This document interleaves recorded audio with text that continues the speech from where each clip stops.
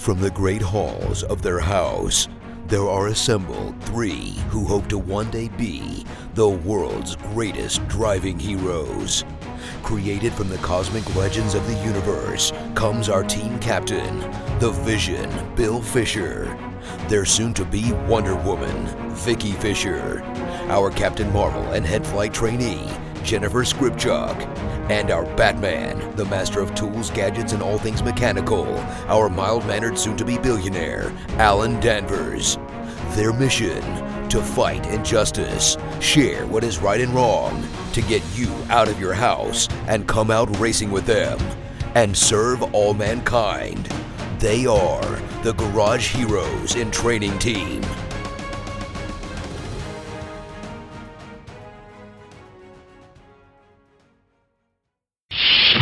Captain's Log Supplemental.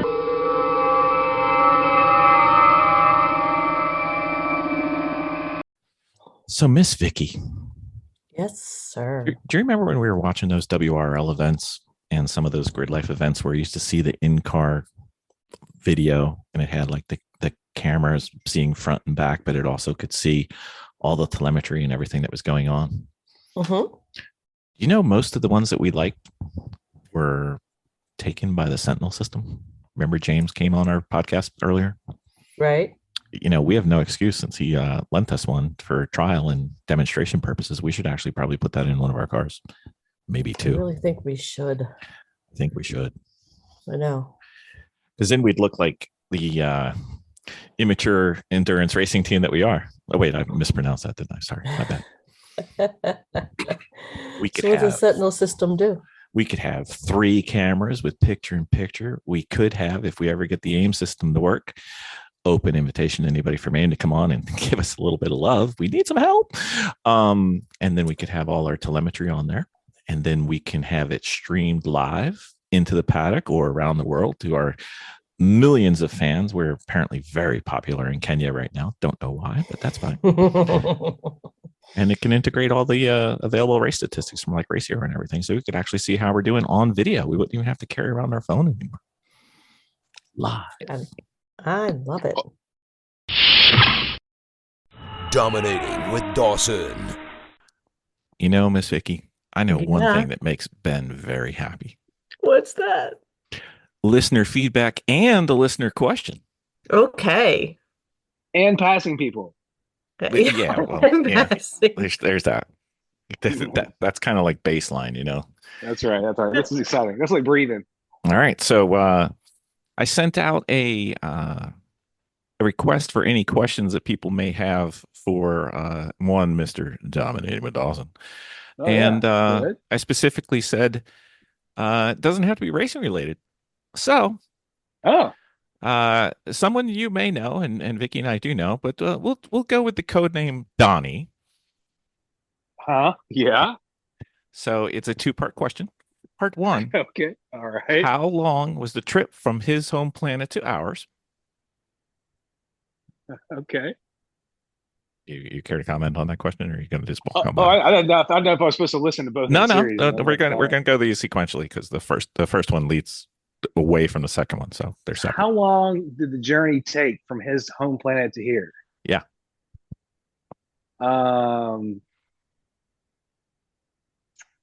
17 light years. 17 light years. Okay, very good.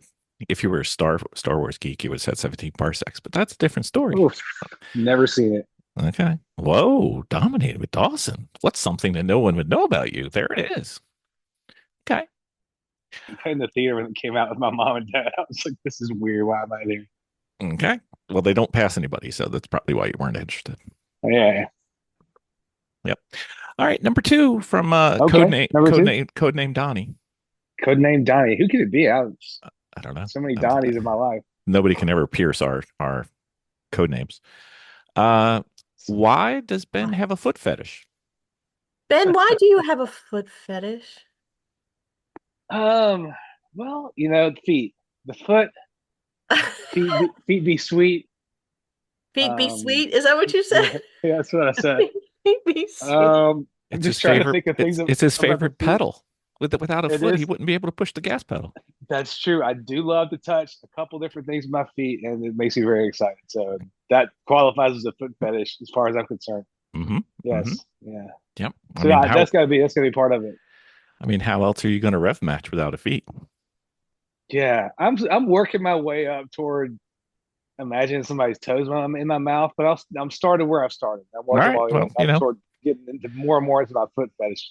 But I always mean, in to training. me, it's a big training gap between this and me wanting to put toes in my mouth. But I'm Mhm. trying, y'all. I'm not trying to kink shame anybody. I'm working to grow.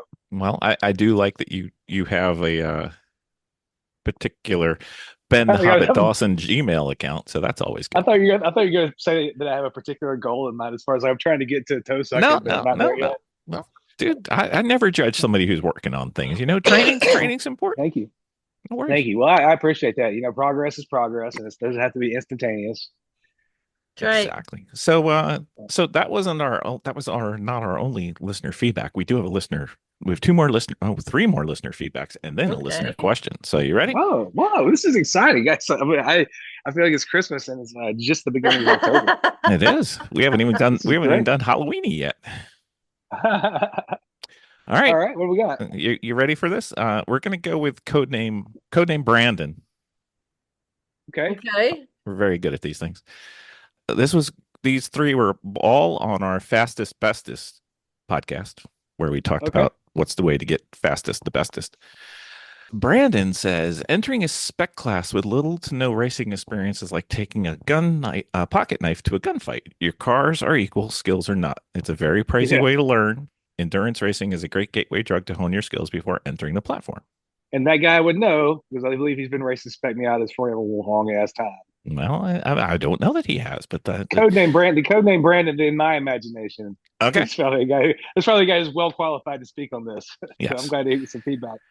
Yeah. Well, I think the one thing that we talked about during that episode was it's different things depending on what level you're starting at. Yep. Yep. It's true. Okay. But we agree, Brandon. Thank Yes. you. Mm-hmm. Code name Daniel. All right. Thank you, Daniel. Codename Daniel. Code Whoever name- you may be. Codename Codename Daniel. Daniel. Codename Alleged Daniel. Daniel. The first three letters, I mean, the first three words are going to be music to your ears. Okay. Couldn't agree more. Here we go. There we go. Brent's new favorite listener, codename Daniel. Also, all spec classes that run together are sprint races with some fast guys in it who have something like 15 laps of racing every few months. They are hammered down and trading paint from the green flag. Beginners will get lapped and unceremoniously punted by not only the top racers in their class, but all the other classes in the run group as well. I did some Spec Miata and Spec E30 and had a great time, but I wouldn't suggest anyone start there unless they had 20 HBDs under their belt. Yeah. And we're already mid-pack in their sanctioning bodies race school. The bang for the buck is low, and the bang on the car is high. Yes. That's true. People really kind of get busy when it's a sprint race. They got to get a lot done in a short amount of time, and especially if they're not going to be penalized that hard for incidental contact. Mm-hmm. I think maybe from the feedback we're getting, we weren't quite as clear as the Spec Miata was kind of like the next step, not the first step. Oh yeah. I think I think it's good to clarify that that what you try to apply to get faster next. You're right. It's a stair step kind of thing. I wouldn't go straight to a spec class, but if I've been doing DEs forever and been time trialing or something like that for a while, I was getting pretty fast. I'd start turning my eye towards sprint racing perhaps. But as Brandon pointed out, endurance racing is a good bridge to all that, a good way to kind of test your way into sort of the next skill level without being out there where like you're being shot out of a cannon in a tight spec field or something. You know what? I don't think we ever covered because we record these things and it's awfully difficult to talk and think at the same time. I won't do it. I won't do it. I know it's straining. I think one of the aspects of a spec car though is important because when you're in an HBD, if you're doing a 130 in your spec Miata, and you look at the race group and the race group's doing a 110, you kind of know where you're at, right? So there was some value to me in having a car that was prepped most of the way to spec Miata and kind of doing DEs with it. At NASA events where I could also look at guys. The times guys were running on cars that were a little bit better prepped than mine, but I was like I should be in the ballpark. So I felt like if I was within a few seconds of Hmm. what the pro racers were doing. And I was on similar tires that they were and stuff like that, but they had blah blah blah. I felt like I was doing okay. So yeah, it's not an exact measuring stick, but it is nice to be able to have something that's sort of a set known quantity, and then say, hey, here's where I am against them versus Yeah. you race to some kind of ST class or GT class where you could get to your speed or get to your class prep level in a bunch of different ways. Yeah. And with that, I'm not saying, you know, go get your slicks out and hit HPD one and see what your time is relative to Spec Miata. This take a offset for whatever tires you're running versus, uh, Yeah, you know, there's a lot of devils and a lot of details there. But I will say, I mean, that was direct reason for me buying a Miata when I first got started with all this stuff and came out of cars. Is like I was in my mind, I was like, okay, this thing's gonna be a spec Miata at some point. Kind of got derailed by never having enough money to go club racing until way later. And by then it was an endurance car. But I kind of always had it there. It's like this thing's gonna be a spec Miata. I'm kind of always gonna be measuring myself in this car hmm. against that field as far as how I'm doing because that's also a great in general, especially at the national level, it's a great group of drivers and always has been for a couple decades. All righty. So you ready for code name number three? Let me Yes. go. Let me go with Mike. We're gonna go with Mike on this one. Okay, Mike. So code name Mike. Spec Miata and Lucky Dog. Spec Miata is super competitive, and the race usually breaks up into three groups. Always Mm-hmm. someone to race. Lucky Dog teaches you situational awareness, pass the slow cars, watch your mirrors for the fast ones. Plus, the extended stints make 30-minute Spec Miata races like a walk in the park. Yeah, I bet. I bet. I haven't driven a Miata in a Lucky Dog race, but I've driven ours in um, Lemons and WRL and Chump. I've always had a blast in our Miata. So that's kind of our feedback, and thank you, listeners. We love that, and we apologize for having to come up with our code names. It's just the way we are. We didn't get permission, so we had to come up with code names. Ah, Total cloak and dagger. Hmm. And you know how Well, good we that's are at great. code names? The listener question, I forgot to write down who the listener was. So we're gonna go with we haven't had a listener question from a female in a while. Let's go with Michelle. Michelle. Michelle, thank you for your question, Michelle. Yes, code name Michelle. Uh Codename alleged Michelle. and I'm gonna shorten it down because I that's half the reason I don't have the name is I shortened it because it was a really long email. Uh Okay. After a long time away from the track, Okay. what skills did I most I can't even talk and I wrote this. What skills did I most likely lose and what's the best way to shark off the rust? So apparently I can't type either. Maybe we'll shake off the rust. How about that instead of sharking off the rust? Although sharking off the rust could be the new thing. I'll tell you, I haven't felt as rusty as I did this last time I went to VIR. And I didn't feel like, yeah, I practiced on Friday, That's raced a Vermont. stint. That's in Vermont, right? I raced a stint on Saturday. Felt like I was doing okay. I mean, lap time wise, everything was fine. But it wasn't until Sunday. Of course, this is when I was running like the team asked me to run the slowest pace of the weekend today. And asked me to run, so I wasn't able to fully exploit this. But on Sunday, I found all my speed, and I realized that some of the things that I've been missing was yeah, I'm just speaking from my own experience to this listeners new to the track, but I lost my sense of what I could get away with on the brakes. So I had to kind of relearn what the car really would do on the brakes. I felt okay. I knew what the car would do lateral grip wise. I didn't really lose that, but I definitely needed some help on the timing on the brakes to get in deep enough and to really be pushing the car hard enough in a few places. I'm trying to think, and in car positioning, I really didn't get the car put in I was like, oh yeah, this is where I used to put it. I used to put it here and do this. I was still kind of connecting the dots and figuring out how to brake deep enough. And it didn't really get that until the second race day. And I wish I had had it all together. But those are the things that I was missing the most. I think was kind of car placement and angle a little bit, Mhm. and I was not working the brakes hard enough. Once I started working the brakes hard enough, a lot of the rest of the lap came together and felt better to me. Okay, Miss Vicky, you've taken a few extended breaks, and I've heard you proclaiming in the paddock how rusty you are. What rusted? how so? Well, I mean, if you take a long time off, like if let's say your race season ends early and you go through the entire winter and then you come back to the track when you felt rusty, when you felt not sharp, you know. Yeah. When I ended up back on a track after a long stint of, whether, winter vacation or, winter season. The spring, everything felt faster. Everything felt, it's almost like it would be best to probably, before you hop in a car and start racing, is probably engage in a couple track days to kind of work yourself Sure. back up, because your sensory is not as sharp. It's rested. So you're not as you might not as it's not for everybody. It was only something that only I experienced. I don't think every racer's like that.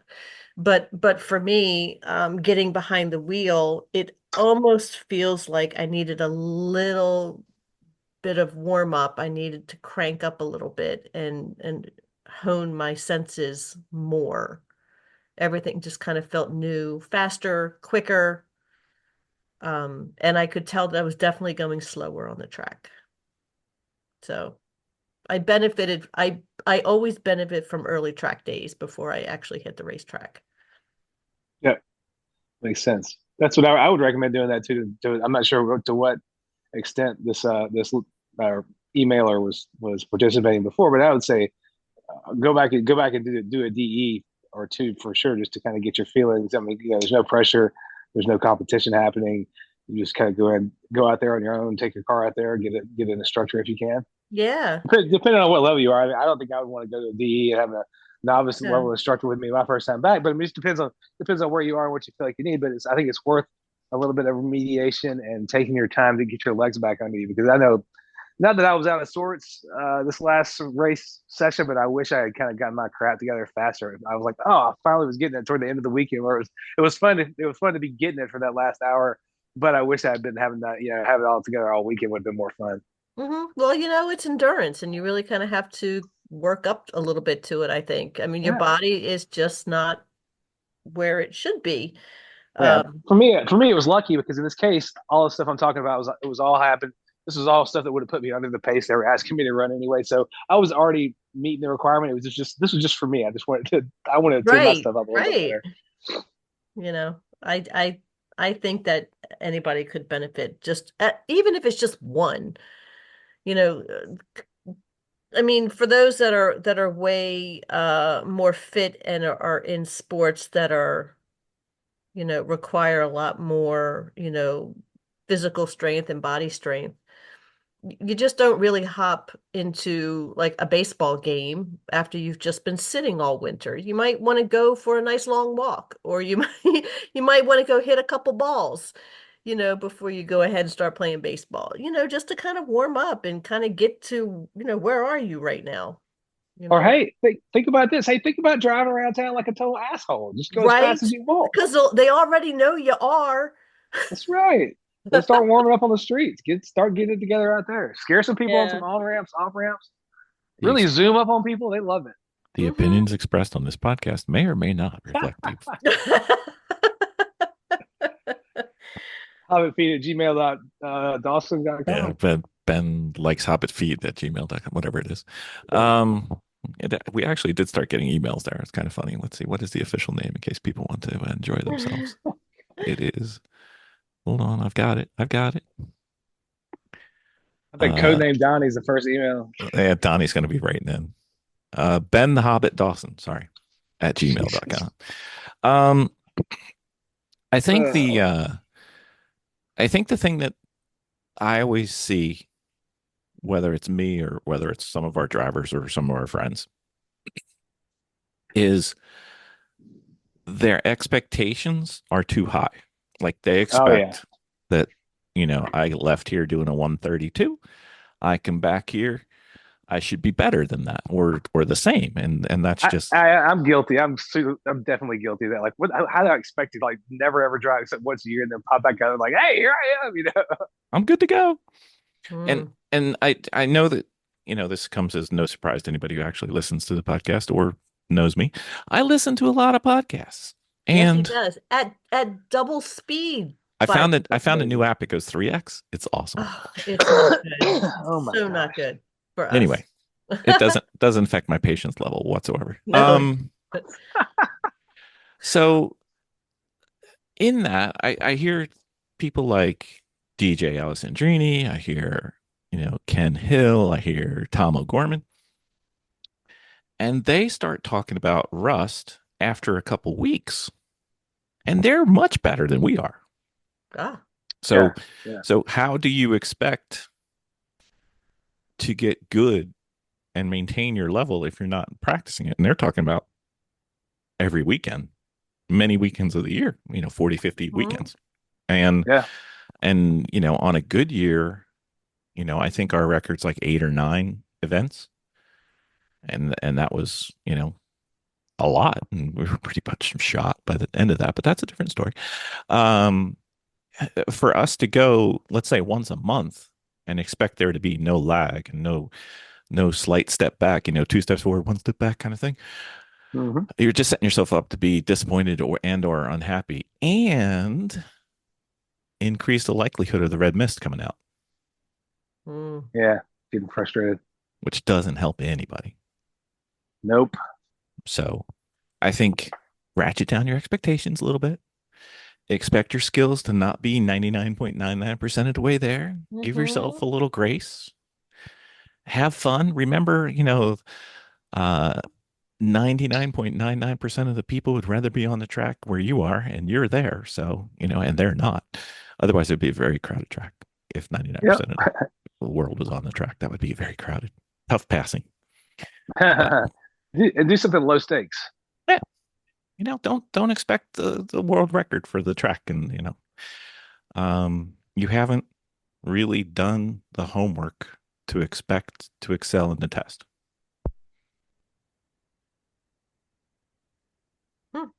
Feel like there's a soapbox there somewhere.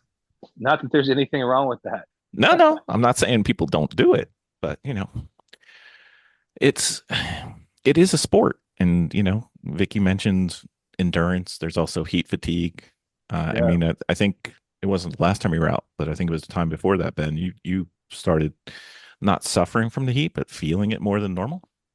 Yeah, when I raced with the race bar the last time, Maniacs don't have a cool suit at all. I mean, my God, race even though it bar. was late, yeah, even though it was late September, I was sweating to death out there. I had to bring the car in for something else, but I mean, I probably wouldn't have made it much longer if the car had been fine. I probably would have had to come in relatively shortly. I think I'd been out there 40 minutes, and I was like, yeah, I hear my mouth open. If you're breathing with your mouth open, you are not making solid choices. Is race bar still racing right now? Yeah.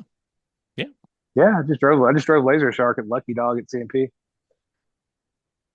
It's great to They see are everybody the out there. The track time craziest was pretty team. miserable. They are Yeah, the absolute craziest team I think I've ever come across. it was miserable. It was too hot. I couldn't see shit out of any of the 3 mirrors. Couldn't tell where the car was. Turned out the driving was miserable because one of the left rear, I think it was a left rear wheel bearing, was just back there like wobbling around. So it's like this car feels like it's just gonna go anywhere. I never felt like I could trust it, and now we know why. But anyway, yeah, the heat was one of the miserable factors about that car that weekend. Yeah. But I had fun seeing everybody. So there's 2 things we just learned, Miss Vicky. What's that? One, if Ben would have gone much further, he would have loosened his harness and crawled out the back and hit the tap on the car and Yes. taken a drink and then crawled back in, which could have been some of the most fun calls over the radio that the flag stations would ever hear. And 2, we have the technical definition of the sound of a wheel bearing going down now. Yeah, that's right. I think Land Shark was Laser the Shark. car, or Laser Shark. I think Laser Shark was the car that one year they put a dance platform on the roof. Oh, I don't think that's 1 year. Oh, it's like had a dance stage they mounted on the roof. They did kind of, so they had a one of those disco balls in the car, and sometimes the light would catch the mirror, and the mirrors on the disco ball a certain way, and you'd be like, "Oh my God, what's in here?" It's like, because you're racing, like, you just don't expect any extra. You're like, "Oh shit, what is that?" It's like, "Oh, it's just one of their little non-race gadgets." So now, what we've done? We've tested them. Does Race Bar listen to the podcast? That's right. We called you out. Come back on and tell us why you're so cool. That's right. How about this? An open invitation to Race Bar for a Dominate with Dawson coming soon. I think we have to. Yeah. Gosh, I think so. that would be good. Very well. All right. I think we've beaten that one Thank you, Michelle, codename Michelle, because I don't Yeah, remember thanks. your real name. Sorry. Thanks for all these questions and feedback. It's very cool to hear back from people listening to the show. I'm glad No, people are willing to listen. I know. Uh, if you want to be surprised, I can tell you that on another podcast, one from our friend Khan, Yeah, the Blind Apex podcast, we yeah. can Or, quote for posterity that one Mr. Ross Bentley says he listens to our podcast, oh, fantastic. except for the ones he's on. He's kind of doing the Ben Dawson plan. uh, it's hard to listen to yourself until you really get enough ego going, I guess. It is. Very well. Thank you, Ben. Thank you.